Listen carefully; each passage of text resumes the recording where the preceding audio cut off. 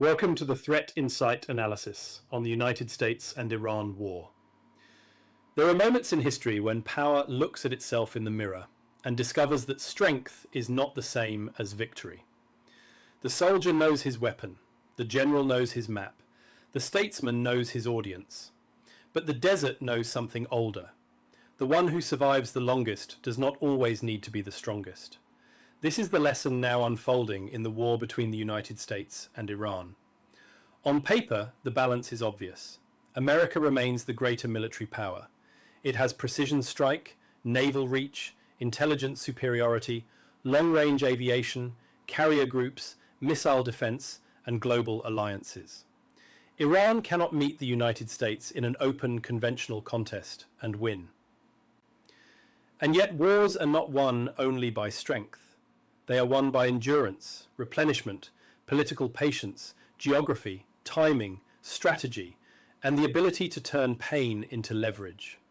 By that measure, the uncomfortable verdict is this: Iran is presently gaining advantage in the war of attrition, while the United States is becoming the more strategically vulnerable actor.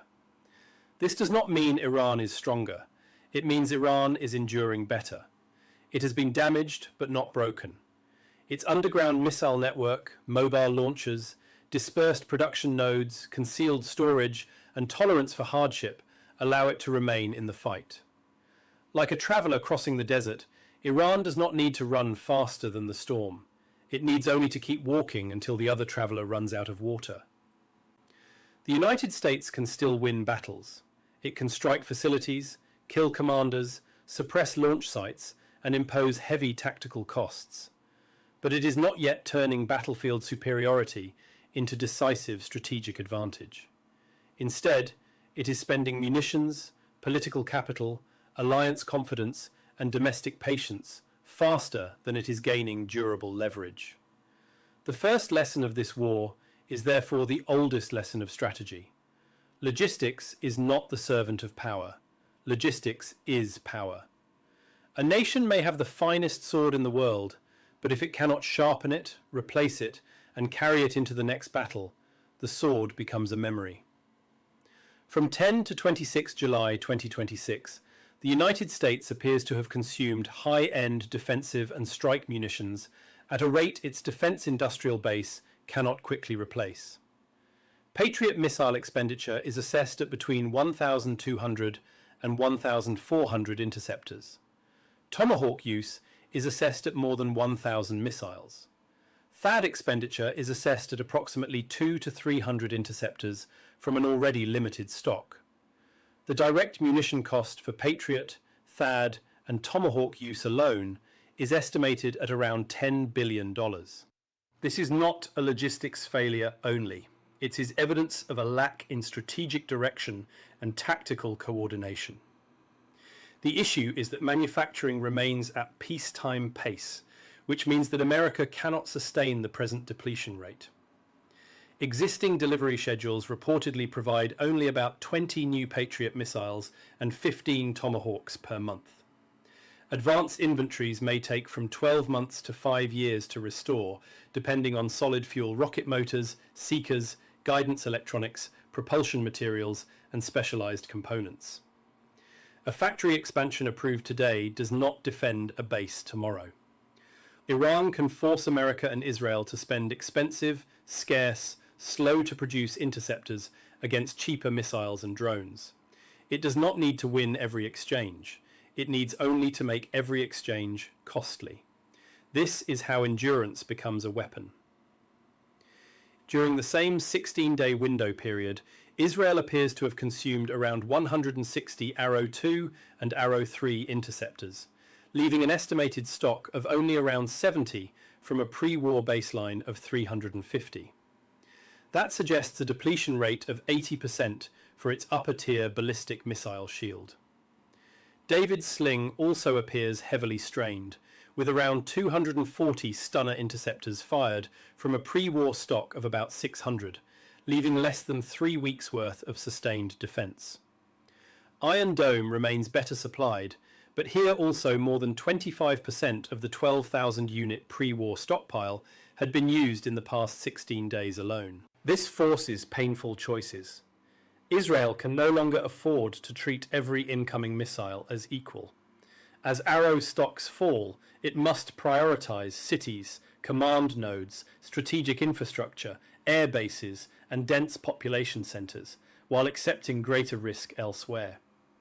The Iron Beam laser system may help in time against rockets, drones, and some short-range threats, but it does not yet solve the high-altitude ballistic missile problem. It has also not been fully tested in a high-rate battlefield environment. Production of Arrow interceptors at roughly 10 per month cannot restore a shield depleted by more than 100 missiles in just over 2 weeks. The side that looks dominant on the battlefield may still feel the pressure on its reserves. This logistical mismatch between consumption and supply places Israel and America in a vulnerable position. Iran's position rests on this imbalance. It has reportedly fired approximately 410 medium-range ballistic missiles, around 700 short-range ballistic missiles, and close to 2,000 one-way attack drones during the past 16 days. Based upon an estimated pre-war baseline of around 3,000 medium-range missiles, roughly 1,800 remains. It is, furthermore, estimated that Iran may still have around 50% of its pre-war short-range missiles in reserve, as well as around 50% of its drone capacity. Iran's launch architecture was built not to shine, but to survive. It is buried, mobile, dispersed, and concealed. It uses underground facilities, transporter erector launchers, hidden storage, decentralized production, commercial electronics, foreign components, and repair networks. Strikes can damage this system. They can delay it. They can punish it. But they do not easily destroy the whole body, because the body has been spread into many limbs. This is why Iran's endurance matters more than its elegance. It can lose launchers, factories, drones, missiles, and commanders while remaining operational. It can slow its firing rate during pauses, repair roads and launch pads, rebuild drone capacity, and use clandestine supply chains linked to commercial electronics, chemical precursors, and foreign technical assistance. Drone production may not match wartime burn rates, and ballistic missile replenishment may be slow, but Iran does not need full replacement parity. It needs enough surviving capacity to remain dangerous. The United States faces a different problem. Its force posture is powerful, but it is not built for invasion. Carrier groups, destroyers, cruisers, submarines, tankers, stealth aircraft, bombers, intelligence platforms, Patriot batteries, THAAD units, CRAM systems, and regional command hubs can strike, defend, deter, and protect shipping. They can punish Iran. They can shield key nodes. They can keep sea lanes contested but open, but they cannot occupy Iran. The available US ground forces are mainly light airborne, marine expeditionary, force protection, rapid response, and contingency units. They can secure bases, reinforce choke points, conduct limited raids, protect evacuation routes, and defend high-value nodes. They cannot invade, occupy, and pacify a country of Iran's size, terrain, and internal security depth. A credible ground invasion would require multiple heavy armoured divisions, protected logistics corridors, sustained air superiority, engineer support, medical depth, and a manpower footprint likely measured in hundreds of thousands. That road is closed. The probability of a ground invasion is negligible under current conditions. Sustained high-intensity air attacks are also close to impossible, because they would consume the very munitions America must preserve. What remains is cyclical pressure, short waves of strikes, pauses for intelligence and replenishment, defensive posture, maritime control, and diplomacy. This option has a moderate to high probability of around 65%, but it manages the war rather than ends it. The nuclear threshold remains in the far distance. The use of a tactical nuclear weapon would carry catastrophic political, environmental, strategic, and alliance consequences. Only confirmed evidence that Iran was on the immediate verge of deploying a deliverable nuclear weapon, and that no conventional option could stop it in time, would bring such a scenario into serious consideration. Short of that extreme case, nuclear use remains a catastrophic contingency, not an operationally credible choice. There is also a human cost beneath the machinery. Forward bases at places such as Al-Assad, Tower 22, Al-Tanf, and smaller sites in Iraq and Syria remain exposed to rockets, drones, and militia harassment. Larger hubs depend on air defence, smaller sites depend on luck, discipline, and alertness. One mass casualty incident could change the political weather in Washington overnight. Soldiers can endure hardship when the mission is clear. They suffer differently when the end of the road cannot be seen. This brings us to the administration. President Trump has one great strength. He is not trapped by traditional diplomatic rituals. He can move quickly, discard inherited assumptions, force bargaining, and sell a dramatic outcome. But the same instinct is also his danger. He is drawn to visible wins, and visible wins are not always durable settlements. Marco Rubio brings institutional depth. He understands alliances, sanctions architecture, intelligence structures, legal frameworks, and traditional diplomacy. He can turn political intent into diplomatic form, but he may not control the concessions needed to land that form. J.D. Vance provides ideological coherence for restraint and de-escalation, a message powerful to voters weary of open-ended wars. But restraint alone is not strategy. To leave a conflict, one must know what structure remains after departure. Pete Hegseth is the administration's weakest link in this conflict. His military service gives him limited veteran credibility, but the demands now before him are not soldier-level demands. They are theatre-level, industrial base, multi-service, replenishment, alliance, and strategic management demands. Managing a multi-theatre munitions crisis while preserving Indo-Pacific deterrence and sustaining Middle East force protection requires experience that he simply does not have. The administration is well suited to a short, dramatic, transactional outcome. It can threaten, bargain, improvise, frame, and sell a deal. It is less suited to the slow, patient, technical work of building a settlement that survives verification disputes, Iranian mistrust, proxy activity, missile reconstitution, and future political turnover. It may stop the shooting. It is far less likely to solve the war. Beyond the battlefield, the war has begun to speak in the language of markets. The Strait of Hormuz carries a major share of global petroleum liquids and liquefied natural gas. Even partial disruption creates fear before shortage arrives. Brent crude oil near $100 per barrel places the global economy on a recessionary path. Near 120, the risk grows sharply, and at around $150 per barrel, the world moves toward depressionary pressure. Shipping absorbs the same shock. War risk premiums rise when missiles, drones, mines, or vessel seizures threaten the Western Indian Ocean. If vessels divert around Africa, Europe-Asia transit times may lengthen by 2 weeks, tying up capacity and increasing freight costs. Higher oil prices and longer routes feed each other. What begins as a regional war becomes a global logistics penalty. The Indo-Pacific also watches. Patriot, THAAD, and Tomahawk stocks consumed in the Middle East are not available for Taiwan, Guam, Japan, Eastern Europe, or other contingencies. America is not defenseless elsewhere, but its margin has narrowed. Beijing and Moscow will study the depletion window carefully. It may see an opportunity for grey zone pressure, maritime coercion, cyber activity, or military signalling around Taiwan and Guam, and increase pressure in Europe. America is therefore paying for this war twice. It pays once in munitions, deployments, maintenance, fuel, and operational cost. It pays again in weaker deterrence elsewhere: higher energy prices, shipping disruption, market volatility, domestic anxiety, and alliance strain. Iran does not need to defeat America militarily to gain leverage. It needs only to keep the conflict expensive, prolonged, and politically inconvenient.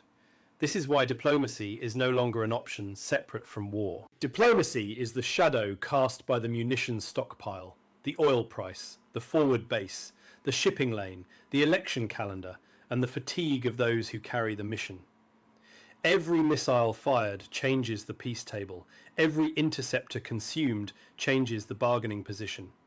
Every tanker delayed, every base placed under alert, every family told that a deployment may be extended becomes part of the negotiation.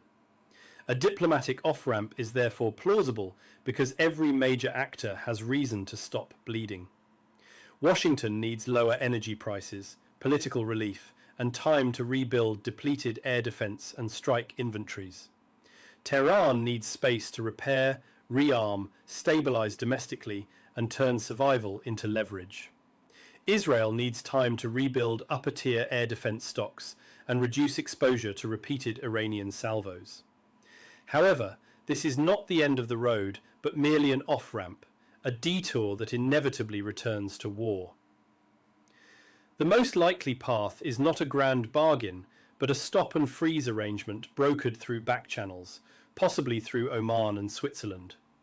It may include a freeze on enrichment above 3.6%, renewed inspector access to Fordow and Natanz, a halt to direct US and Israeli strikes on Iranian territory, and Iranian pressure on proxies such as the Houthis and Iraqi militias to stop attacks on US assets and international shipping.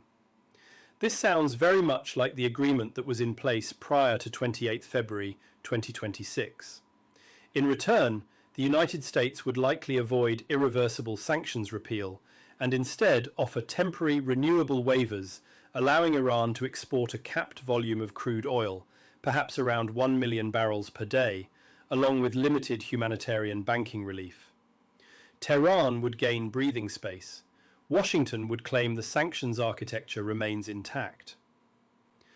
Trump would be able to say that pressure produced results, but such a deal would be fragile. It would rest not on trust, but on exhaustion. A proxy attack, disputed inspection, misread radar track, maritime incident, or aggressive public statement could fracture it quickly. It would not remove Iran's ballistic missile program, proxy architecture, underground launch network, or regional ambitions. It would reduce pressure, not solve the war. It would be a pause, not peace. Over the next 30 to 90 days, the most likely path is exhaustion-driven de-escalation. In early August, US and Israeli precision strikes are likely to slow as both sides conserve munitions and assess defensive capacity. By mid-August, a temporary humanitarian ceasefire or limited stand-down becomes plausible. By late August, a stop-and-freeze draft is likely to emerge. By late September, a rushed interim accord is likely to be presented as political victory in Washington, in time for the final push to the midterms, while in Iran it will be presented as Iran's sovereignty preserved in Tehran. Oil prices would likely ease, but the military balance would not be solved. US and Israeli defensive reserves would remain depleted. Iran would use the pause to repair infrastructure, restore drone production, test inspection limits, and preserve its missile and proxy structures. China would study the weakened Indo-Pacific posture. US troops held forward to guarantee compliance would face morale and retention strain as open conflict becomes armed stalemate. Superiority is not sustainability. The United States remains the stronger military power in one sense, but Iran is better positioned in the war of endurance. Iran is not winning because it is stronger. It is winning because it is surviving. It is strategic in its approach, its intent, and its tactical operations. The United States is not losing because it lacks power. It is losing because it lacks a cohesive strategy. By confusing a brute tactical offensive with strategy prevents the US to gain any strategic traction. It is consuming power faster than it can turn that power into a durable political result. If Washington accepts this truth, it may still negotiate a temporary outcome that reduces immediate danger and prevents wider regional escalation. If it refuses and behaves as though tactical dominance automatically creates strategic victory, it risks spending down deterrence, exposing other theatres, damaging domestic confidence, and giving Iran exactly what it seeks: proof that American power can be delayed, exhausted, and politically trapped. This makes America vulnerable across several theatres and undermines its superpower image. In every desert, there comes a moment when the traveller must count the water that remains. That is that moment, and Washington must now make difficult decisions. It may still choose wisely, it may still protect what matters most, but it must first understand the language of the war it is actually fighting. This is not a war of one decisive blow, it is a war of endurance, and in such a war, the one who lasts becomes the one who speaks last. If this briefing helped you read the signs a little earlier and see the road a little more clearly, give us a like and click the bell icon so that you are informed when we post new risk assessments, situational reports, and socio-economic or political reviews. If you want to find out how Threat Insight can assist your organisation with real-time and credible risk intelligence to help you navigate the complexity of the present instability, please reach out to our business development team who is eager to assist.